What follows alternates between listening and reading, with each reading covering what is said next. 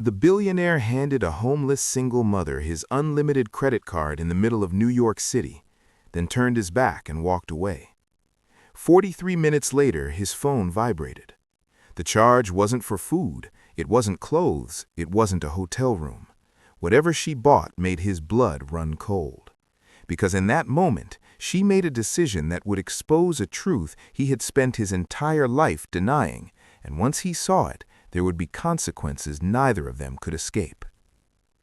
Lucas Harrington had stopped believing in people a long time ago. At 41, he was the founder and CEO of a global investment firm headquartered in a glass tower overlooking Midtown Manhattan. His company managed billions. His signature sat on deals that decided who stayed rich and who disappeared quietly. He lived in a penthouse above Central Park, surrounded by silence thick enough to echo. Money had solved every problem in his life, except the hollow one. Lucas grew up learning one rule from his father, a ruthless financier who never trusted anyone without leverage. "Desperate people are the most dangerous," his father used to say. "Give them power and they'll destroy you." Lucas believed that rule like religion. Charity? Filtered through lawyers. Help? Carefully controlled. Trust? Never free. So when he stepped into Penn Station that January morning, late for a board meeting, he expected nothing but noise, crowds, and inconvenience. Then he saw her. She sat near the corridor leading to the subway platforms, pressed against a concrete wall stained by years of neglect. Her coat was thin, her shoulders curved inward, shielding a small boy asleep in her arms. The child's face was pale, lips dry, breath shallow but steady. A piece of cardboard lay beside her. Single mom, no place to stay. Anything helps.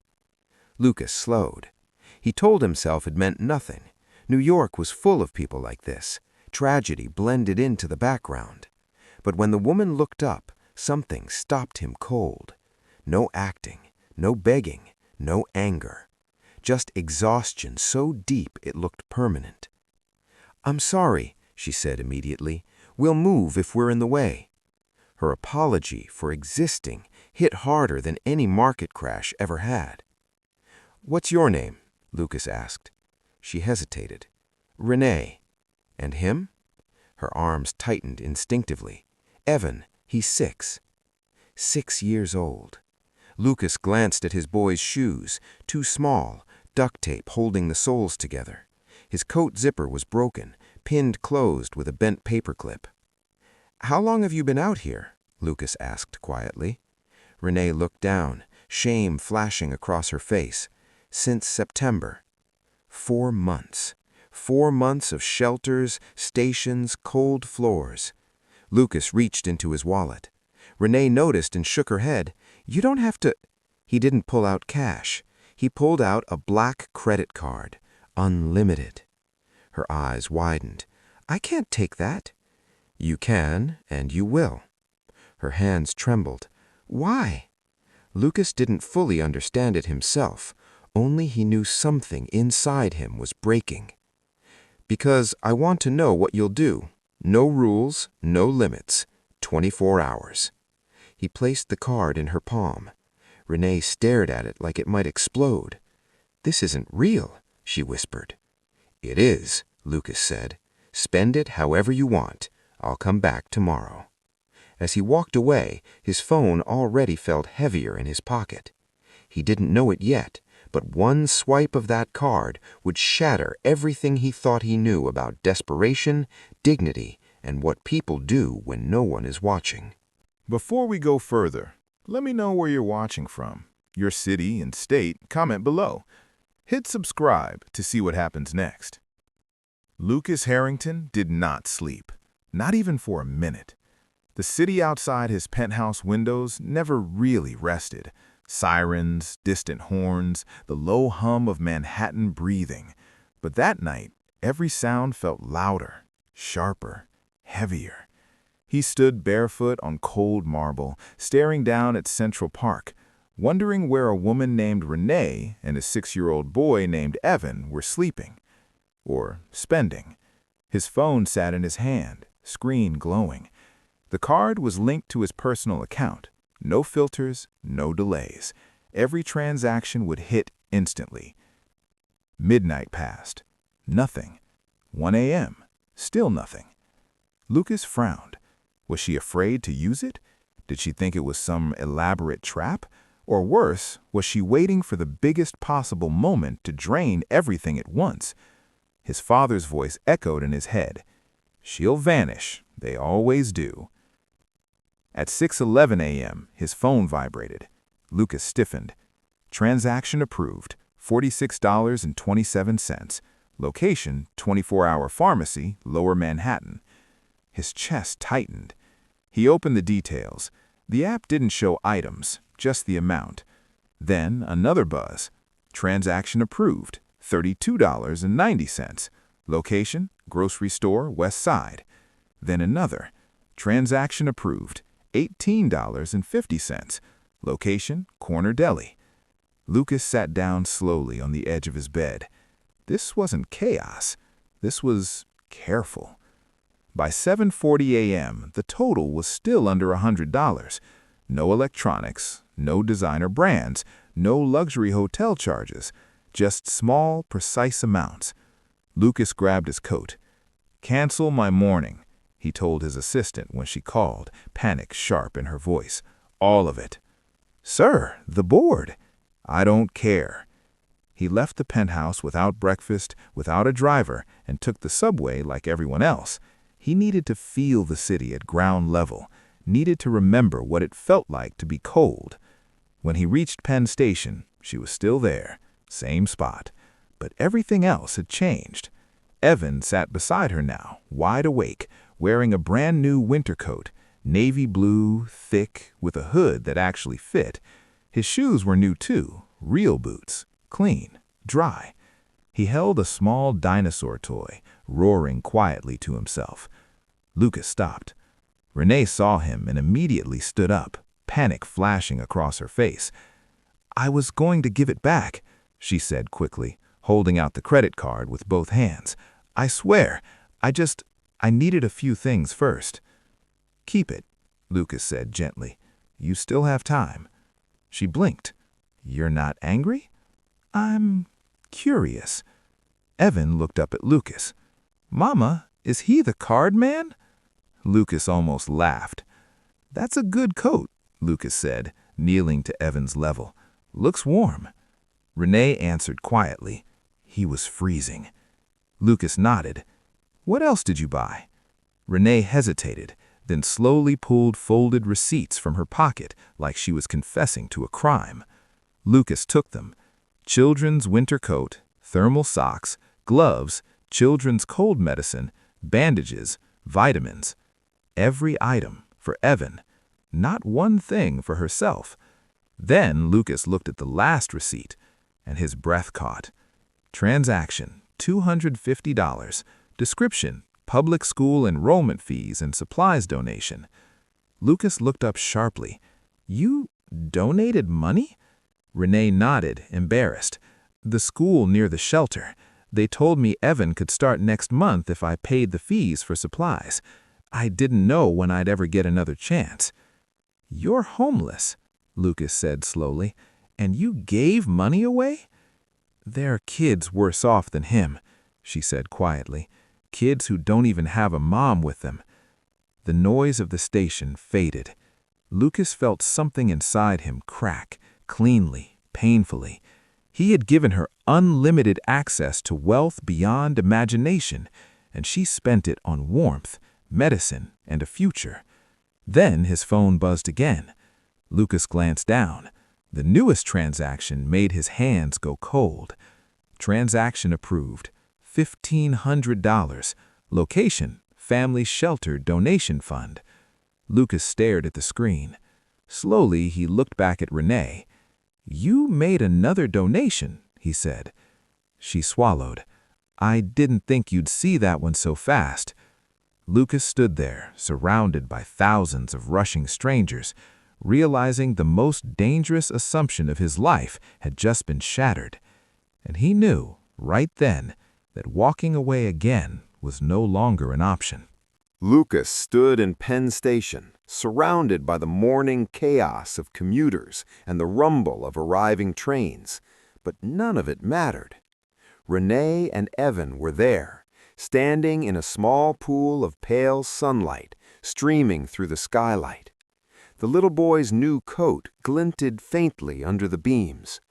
Lucas's eyes tracked every detail: the neat way Renee had folded the receipts, the care in how she had tucked Evan's gloves into his sleeves. This was no ordinary reaction to sudden wealth. Lucas cleared his throat. "Come with me." Renee blinked, confusion and caution warring in her gaze. "Excuse me?" "Both of you, now." Her heart thudded against her chest. Where would we go?" "Somewhere warm," Lucas said softly. "Somewhere safe, just for a while." Evan's eyes widened. "Warm?" Lucas crouched to the boy's level. "Yes, warm, and you won't have to worry about anything for a little while." Renee's mind raced. She had seen strangers promise help before. Empty gestures, money handed over only to be taken back, lawyers, forms, conditions. But there was something different here. Lucas wasn't negotiating. He wasn't measuring her worth. He wasn't scanning for loopholes. He was trusting her. The subway tiles felt colder than the February wind outside, but Lucas barely noticed. He extended his hand to Renee. "Come with me, just for today. Let me show you what happens when trust isn't a trap." She hesitated, glancing at Evan. He tugged gently at her coat. "Mama?" She swallowed hard, then nodded. She had no other plan, no other options, and somewhere deep down, a fragile hope whispered that maybe, just maybe, this wasn't a lie. Lucas led them to his black SUV waiting at the station's curb. They drove through the early morning streets, steam rising from manholes, taxis honking in the distance. Renee's fingers tightened around Evan's hand, and Lucas kept his eyes on the rearview mirror, seeing her scan the city with the wariness of someone who had slept on benches and survived nights in shelters. When they arrived at the Four Seasons downtown, the doorman raised an eyebrow at Lucas. "Mr. Harrington?" "Please," he said simply, "for these two, no questions." The elevator ride felt impossibly long for Renee. Every step inside the suite made her heart pound. She paused at the doorway, staring at the space that had been prepared for them. A corner suite with 2 bedrooms, sunlight spilling through enormous windows, a full kitchen, and a living area that smelled faintly of fresh linens. Evan ran forward immediately, squealing with delight at the sight of a bathtub large enough to splash in, a plush carpet, and a small stack of children's books. He picked up a dinosaur toy, roared dramatically, then hugged it like treasure. Renee sank to the couch, overwhelmed. The credit card felt heavy in her pocket, not because of its value, but because it had led them here. Lucas knelt beside her, careful not to crowd her space. "You don't have to be afraid," he said gently. "This isn't a test. Not anymore. You've already proven something important today." Renee's voice trembled. I don't understand. Why are you doing this? Why us?" Lucas glanced out the window at the city below, glittering and indifferent. "Because I saw something in you I haven't seen in a long time. I saw someone who makes choices with love, even when the world tells her to survive selfishly. You didn't take everything. You gave to others.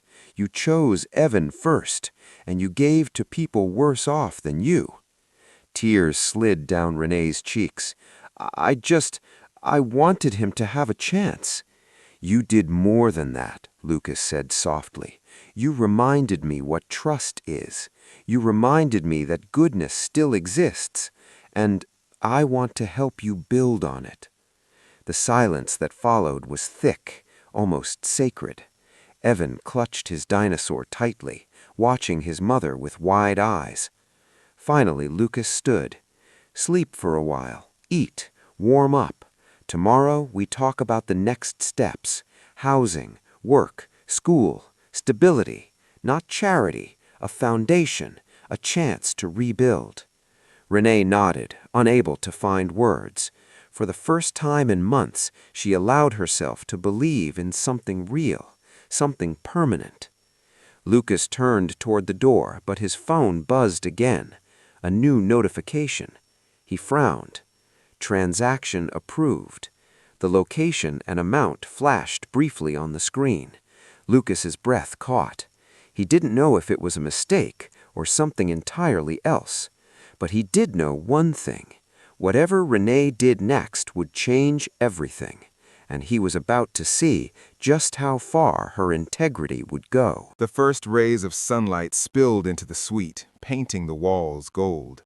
Lucas stood by the window, coffee in hand, watching Renee and Evan explore their temporary home. The little boy bounced from the bedroom to the kitchen, squealing with delight at every detail. His new books, a proper bed, and a bathtub that actually had hot water. Renee watched him, smiling through tears. She still wore her old coat, sleeves rolled down to hide thin wrists, but the tension in her shoulders had eased just slightly. She had survived months of freezing nights, shelters, and cold subway platforms. But here, for the first time in months, she allowed herself to breathe. Lucas stepped forward, holding 2 steaming cups. He handed one to Renee. "Real coffee," he said softly, "not the instant kind from the station." She accepted it with trembling hands. "Thank you," she whispered. Lucas took a seat across from her. "I want to talk about the next steps," he said. His voice was steady, deliberate. "We're not doing temporary fixes. This isn't charity. You've proven you can make the right choices under pressure. Now it's time to build stability." Renee listened, leaning forward, the steam from her cup warming her fingers. I don't know where to start." Lucas smiled faintly. "Start here. Housing. A real apartment near good schools. Not temporary, not a shelter. A place with a door that locks, heat that works, walls that stay put." Her eyes widened. I don't know if I've ever had that before." "And you will," Lucas said firmly. "Second, work. You're smart, capable, and resilient. I've arranged interviews for programs in medical administration, coding, and billing, fields that actually pay and have benefits. You'll have a schedule, predictability, independence." Her hand tightened around the cup. "And Evan?"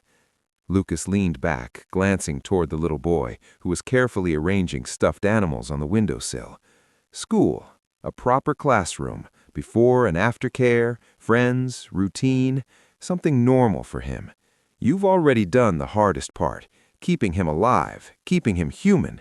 This is just scaffolding." Her voice trembled. "I don't know how to thank you." "You already did," Lucas said. "You proved something I forgot exists. Goodness, trust, integrity. You didn't take everything, you didn't splurge, you didn't run. You chose Evan first, and even when you could have spent on yourself, you gave to others.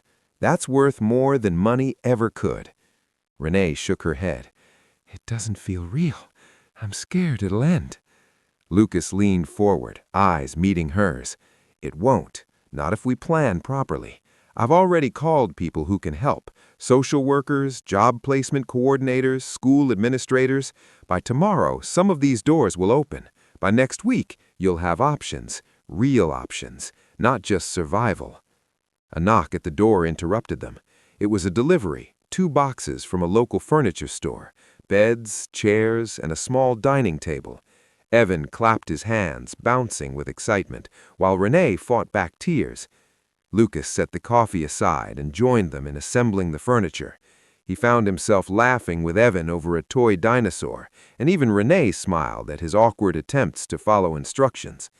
It was simple, mundane, human, and for the first time, Lucas realized that watching someone rebuild wasn't about power, it was about being present, helping with the little things that made life livable. Hours passed. The apartment slowly transformed from empty and sterile to a home. The beds were made, the kitchen stocked with groceries, the living room filled with books and toys. When evening came, Renee sat on the couch, exhausted but smiling faintly. "I never thought I'd have a place like this," she whispered. Lucas knelt beside her, hand resting gently on hers. "You do." Lucas stared at his phone, heart pounding. Another transaction notification had appeared, one he didn't anticipate. Transaction approved, $1,500. Location, Community Family Shelter Fund. He looked up at Renee. Her eyes were wide, mouth slightly open, cheeks flushed. "You made another donation?" Lucas asked, disbelief threading his voice. Renee swallowed hard, clutching Evan's hand. I didn't know you'd see it so quickly. They help kids and mothers who don't have anything. I wanted to give a little more." Lucas's chest tightened. This woman, homeless, exhausted, living day to day, had not only cared for her son, Evan, first, but she had given to people even worse off. Not once did she think of herself. He swallowed, feeling something unfamiliar, awe, and something else, hope. "Renee," he said quietly, "do you know how rare that is?" She shook her head. "No, I thought it was the right thing to do." Lucas took a deep breath and reached for her hand. "It is, and that's why I want to help you properly. Not temporary, not charity, real stability, a future." Renee blinked. "A future?" "Yes," Lucas said. "Housing, school for Evan, work for you, health care, safety, all of it. Not because I want something from you, but because you've proven that goodness exists even when the world tells you it doesn't." Tears pooled in her eyes. She glanced at Evan, who hugged his dinosaur toy, completely unaware of the weight of this moment. I don't know how to repay you," she whispered. "You already have, by being who you are, by choosing love over greed, by surviving. That's repayment enough." He led them out of the suite and down the streets of Manhattan.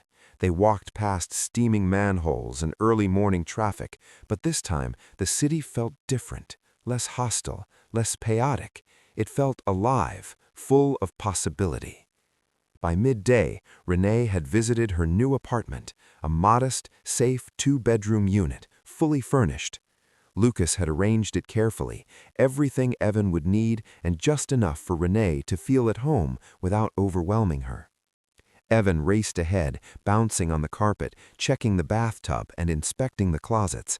Renee followed slowly, tears streaming, overwhelmed but smiling. Lucas knelt beside her. "Sleep, eat, breathe. Let today be the first day you don't have to survive. Let tomorrow be the first day you can start living." She hugged him, hesitant but full of relief. "I don't know if I can believe this is real." "It's real," Lucas said softly, "and it's just the beginning." Hours later, as Evan slept in his very first proper bed, Renee sat quietly on the couch. Lucas handed her a cup of tea. "You're different than anyone I've ever met," she said. Lucas smiled faintly. "And you're stronger than anyone I've ever met. Remember that, always." She nodded, exhausted and overwhelmed. "Thank you for everything." He glanced at the city lights glittering outside the window. For the first time, wealth didn't feel like power. It didn't feel like status. It felt like responsibility and choice, the choice to do good. Lucas stepped toward the door. Evan stirred, hugging his dinosaur, while Renee watched him with a soft, protective gaze. Lucas realized he wasn't just helping them survive, he was learning how to live for the first time in decades. Before leaving, he turned back and whispered, "This is yours now. Build it, protect it, love it, and never forget, trust is more powerful than anything money can buy." The city hummed below, indifferent and relentless. But in this small apartment, in this little family, Lucas had found something priceless: purpose, humanity, and the quiet satisfaction of seeing goodness rewarded. If this story inspired you, don't forget to like, subscribe, and hit the bell for more incredible tales of hope, kindness, and courage. Share in the comments, what would you do if you had unlimited wealth for just 24 hours? And remember, sometimes one act of trust can change a life forever. Stay kind, stay hopeful, and never underestimate the power of giving from the heart.